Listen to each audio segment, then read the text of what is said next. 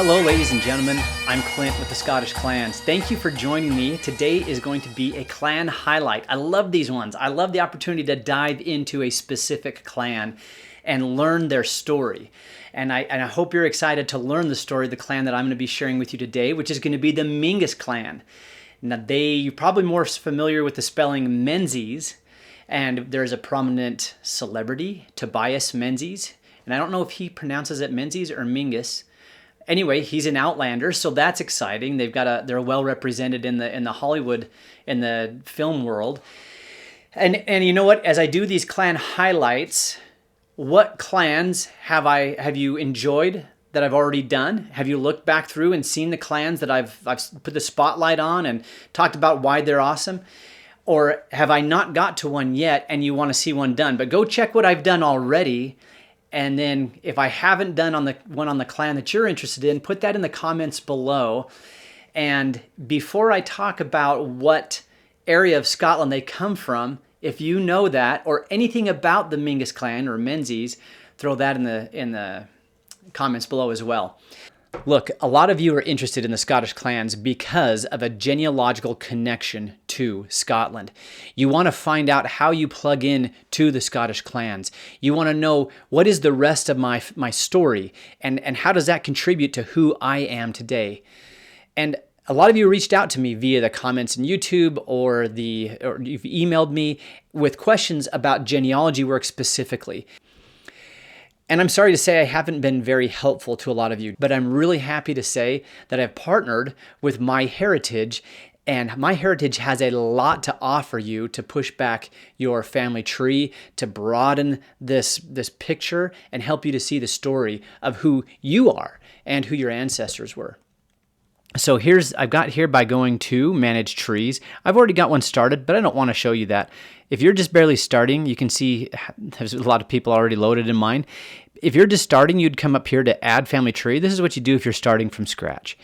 And it's super intuitive. It's super user-friendly. Enter in some basic information for your mother and your father. This is actually what I did do this to start off, even though I did something else later to import more names. But to start, I just did this and entered in my grandparents as well.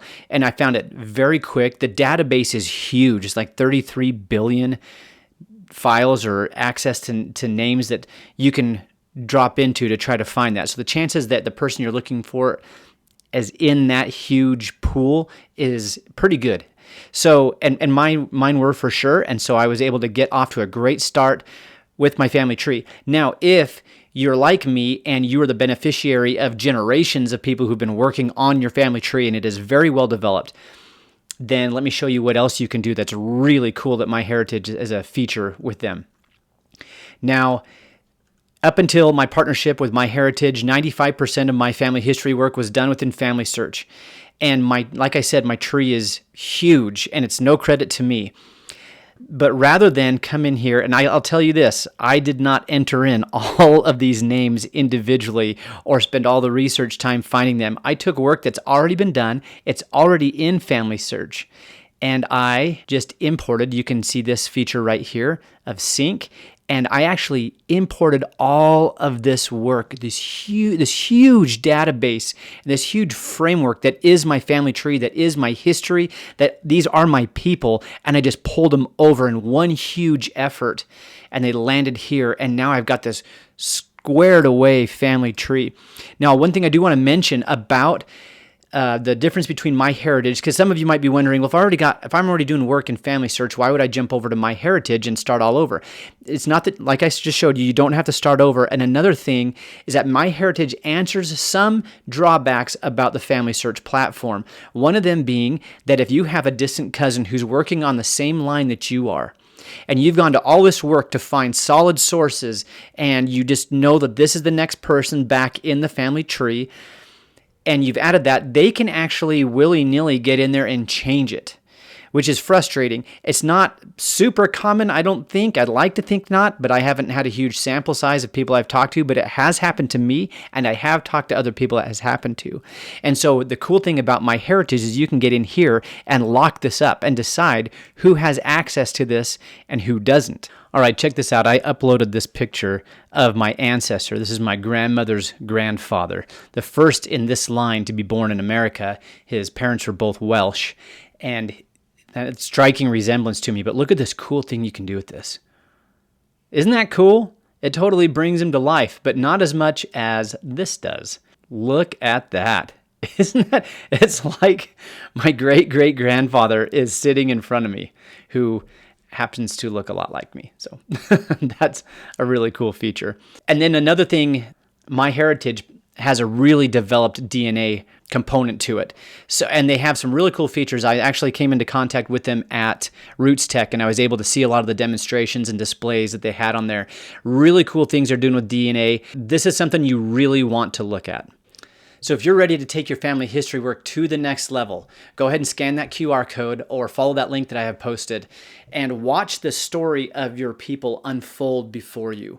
Watch this come to life. Access the 33 billion name database that they can give you access to.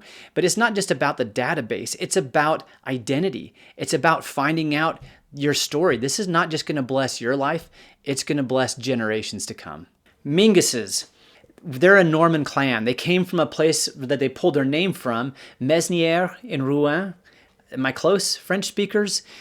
Anyway, in France, they come into England first. They're fairly well documented there. They held lands and titles, but then they came into Scotland, probably with David I, which means mid-1100s is when a lot of other Normans were coming in to Scotland, invited, given lands and titles. And like a lot of the other Norman families were given their lands and titles close to the flagpole, close to where, in the lowlands, where the Scottish monarchs can enjoy their company, and there's lots going on there. That's kind of where it's going on. But about 100 years after they come into the country, we have one something like Robert de Maynooris, something like that. We're just going to call him Robert Mingus. He is the Lord High Chamberlain of Scotland, so he's really close to the king. He's in a lot of the documents as witness to charters and things like that. And he, mid 1260s, he's given lands and titles up in Highland, Perthshire, specifically around the north end of Loch Tay, in the area where Weem and Aberfeldy and Fortingall, those kind of places are. I'm sorry if I'm butchering those names. You people who are right there in Scotland, if you can correct me, throw it in. I gratefully receive it, as long as you're nice. Some of these guys are just like another American talking about, I can't stand their accent. Hey, don't be a hater, right? My ancestors thought it'd be a good idea to come over here. It's worked out pretty well for us. Hopefully it's working out back there for you guys still. But I do welcome critique on my pronunciation. So if any of those names or any other names I've yet to say are a little bit off, as long as it's offered in a spirit of friendship, critique all day long. So that's where they got their lands, the north end of Loch Tay. And that general vicinity becomes Mingus territory, the heartland of it. They were given other lands farther out, but really that becomes the heartland. And like places like Glendochart, that was taken from the MacNabs because they sided against Robert the Bruce, but then they gave it back. I found that David II, Robert the Bruce's son, was pretty forgiving with people who had sided against his dad. So he gives lands back to the MacDougalls, a much reduced measure of it, but he could have been harder on him. And the MacNabs get Glendochart back, so that the Mingus has had it for a little while, but that's not their heartland. The heartland is at the north end of Loch Tay. All right, so that's where they become established, and they become one of the most important kindreds in that neighborhood. Another two important kindreds that are close by are the MacNabs at the other end of Loch Tay and down through Glendochart. And then there's, branching off of that, there's Glenfalloch, and you have Campbells of Strachar that make their home in that area as well. And Glenfalloch actually empties out into the north end of Loch Lomond. So that's kind of the layout in the neighborhood. Now, the kindred that, as Robert the Bruce, then you got David II, and then after David II, that's when the Stuarts gain the throne. And you have lands and titles all over Scotland being given to Stuart kinsmen of the royal family. And this area is no exception to that. So you have the Earls of Atholl are actually become Stuarts. They weren't originally, but they are during the latter half of the 1300s. So the Stuarts, the Earls of Atholl, are kind of like that next tier up of important people in the area. And it's to them that the Minguses owe their feudal obligations to. But another group that becomes very important in this area, there's two, and this is not like separate things. They come in a cooperative effort. And those are the MacGregors and the Campbells of Glenorchy. And this is where I'm going to go back to Dr. MacGregor's thesis, which you can pull a lot of information on the Minguses from, because he's focusing on this geographical area. The MacGregors almost act like a spearhead for Campbell expansion. They'll move into an area, settle in, often occupied by force, and then very quickly after, Campbells will obtain legal charter and feudal superiority in that area. And I'll just quote real quick from Dr. MacGregor's thesis, who says that the Campbells of Glenorchy, by, quote, circa 1550, were probably the most important kindred within the central zone, unquote, which is the central zone is this area that we're talking about with the Minguses. He really settles in on this area in his thesis. So that's what the neighborhood that the Mingus lived in, that's who they were with, that's who they were around, that's their neighbors.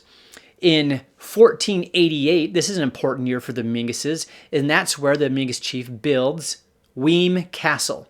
Now, he would have this castle wouldn't last very long. I found out I think it was in 1502, that castle is destroyed or something.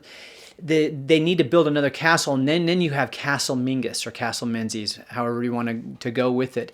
And that becomes, so fairly early on, this second castle becomes the main seat of power for the Mingus chiefs. That's interesting how we talk about clans as a collective group through the years, and the different key players, they almost develop their own personality, right? We've mentioned that before. And one thing I want to point out then is that the Mingus clan, their personality, they're actually a very peaceful clan. They would much rather settle disputes using diplomacy, referring back to the law and settling it through legal chains, or sometimes they would settle disputes with strategic marriages. They prefer those methods over the just going and fighting somebody and wiping them out and showing like that's how we take care of our problems around here, which was commonly used in Scotland during this time period, the days of the clans. Now, an example of them settling things through legal means is the MacGregors. Like I said, the MacGregors move into Mingus territories and kind of just settle in, whether they are invited, whether they're given permission or not. Now, this is true on Rannoch Moor. In the Rannoch area, Rannoch Moor, Loch Rannoch, that was the Minguses held title to that land, and the MacGregors just kind of pushed their way in and settle in. And rather than go to war with them, the Minguses actually appeal to the government and try to legally dispute this, and actually they win legally. However, the MacGregors aren't going anywhere, and there's not anybody else. It's not just the Minguses. So the Minguses, this doesn't reflect on them as being weak because they can't get the MacGregors out. Neither can anybody else. So they just decide to go with the flow, and the MacGregors become legally tenants of the Minguses who still hold title to that property, and they've just got to deal with the MacGregors being there. And so you see kind of the dynamic of the things that the Minguses had to deal with. And it wasn't just the MacGregors. They were surrounded by powerful neighbors, which is a testament to the Mingus tenacity, to their ability to just keep consistent and steadfast, stay in the course, and they managed to maintain their titles up into the modern era. And I'll talk about that a little bit later. But now, I don't want to make it sound like the Minguses would under no circumstances go to war because they're just afraid to pick up weapons. Now let me give you an example of times when the Minguses just decided it was time to go to war. And that brings us into the 1600s.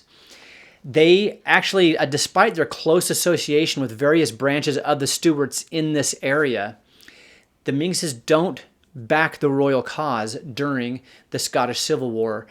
They actually side against Charles I. In fact, the Marquis of Montrose, James Graham, reaches out to the chief of the Minguses and asks for his support. They reject it, and a conflict ensues where the chief of the Minguses is mortally wounded. So yes, he does. They do have chiefs that are going to get in the fight, and it's not just that one blip on the radar. His son actually goes down fighting at the Battle of Inverlochy. Now, we've talked about that before. I did some content on the Highland Charge and some of the military tactics during this time. The Battle of Inverlochy was what followed after the Marquis of Montrose and Alistair MacCulloch's famous march up out of the Great Glen, up through the mountains and down to come up right behind their enemies, and they inflicted a severe defeat on them at the Battle of Inverlochy, not to be confused with the Battle of Inverlochy in the early 1400s.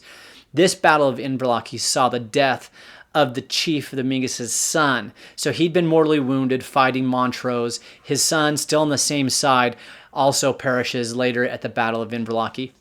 Now, I do want to point out here that there were some Minguses that had settled farther north and become dislocated from the main body of the clan and had not maintained a tight connection to the chief. We do see other clans where that connection is still maintained. The McGregors are one example of this. The Campbells have branches all over. They stay together. The Murrays, I did a whole episode on the Murrays of different areas signing a bond where they promise to support each other, acknowledge one of them as their chief. Anyway, so just because they're dislocated didn't mean that they completely fell apart and there wasn't any unity. But the Minguses who settled farther north, and I was actually trying to type in these place names on Google Maps, and I had a hard time finding them. So, yeah, just know that they did not keep in contact with the chief, and they actually sided with the royalists. And so at the Battle of Inverlochy, where the chief's son was killed, you had Minguses on the other side who were taking part in that, and anyway, so they were split. It's messy, and that's how the history is. It's messy. It's hard to put in these tidy little boxes. We talk about that over and over again, and I would just let it drop, except for it keeps on hitting me in the face, and that's how it is. I told you the side they took in the 1600s. In the 1700s, they chose to... Okay, let me say this. The chief of the Minguses stayed out of it, did his very best to stay neutral. In fact, within 4 days of each other, both Bonnie Prince Charlie and the Duke of Cumberland, who was the commander of the Hanoverian or the government forces, within 4 days of each other, he had visits from both of these men. So they're at Castle Mingus.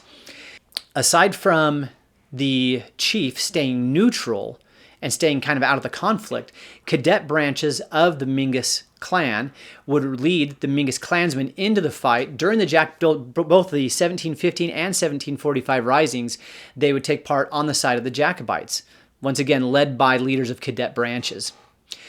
Now, I went to the Mingus website trying to find out whether they still have a chief or not. I'm going to read you what it says on the website, which leaves me scratching my head still a little bit. And this is what it said, quote, "With the extinction of the main line, the clan was left without a chief on the death of Sir Neil Mingus in 1910. So that's quite late that they make it up into there. His sister, Miss Egidia Mingus of Mingus, was elected chieftainess by the Mingus Clan Society. Unfortunately, she did not apply to Lord Lyon Court to become chief of the clan. She died in 1918. In 1957, the descendants of the cousin of the first baronet were successful in petitioning Lord Lyon, King of Arms. They were recognized as being allowed to use the arms of Mingus. Maybe I just need to, maybe some of you know, all about this and what that means. Put that in the comment below. Here's what I see. There's a time period where even though they weren't recognized as having a chief by the Lord Lyon, the clan acknowledged somebody as their chief, which really is at the heart of it, right? In the end, it's a clan thing. We've seen episodes in history, and I've done content on it, where the crown recognized somebody as chief of the clan, and the clan sent him packing.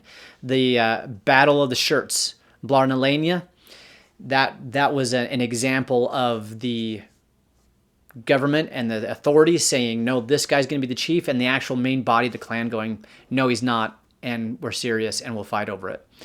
So the clan gets to decide. So the clan had a chief, somebody they accepted, and eventually it was recognized later as by the Lord Lion. So there was only a gap in recognition by the state, not a gap in actual leadership of the clan. Whatever that means in modern times. Nobody's calling anybody up to fight clan battles. Nobody's deciding on who can marry who. Nobody has authority of pit and gallows and can decide death penalties and stuff. Things that like not ancient, but the Mingus chiefs would have been able to do in the 15 or even into the 1600s. Definitely we can have an argument over whether clans exist. And you know what? Put that in the comments. Do you think actual clans exist now? Or is it just clan societies or associations? Should we distinguish between those two, especially in cases where there's still a recognized chief? If you have a recognized chief, does that automatically mean you have a clan? I don't know. I need to study more on this before I develop strong opinions. You guys know I do have strong opinions on some things, but not on everything. On some things, I'm still just kind of waiting till I get more information. So that's the situation regarding a chief. What about the castle? The castle, to this day, even though it did pass out of clan hands in the earlier 1900s, the Clan Menzies Society, the Menzies Clan Society, I should say, the Mingus Clan Society purchased Mingus Castle, or Castle Mingus, and they've done a lot of restoration work on it. So yes, this is one of those clans or clan organizations or descendants of the clan that still have the castle in their possession. So that's pretty cool. I hope you've liked this highlight of the Mingus clan or the Menzies. And if you look back through my material, see if I've done any highlights on the clan that you would hope to hear content on.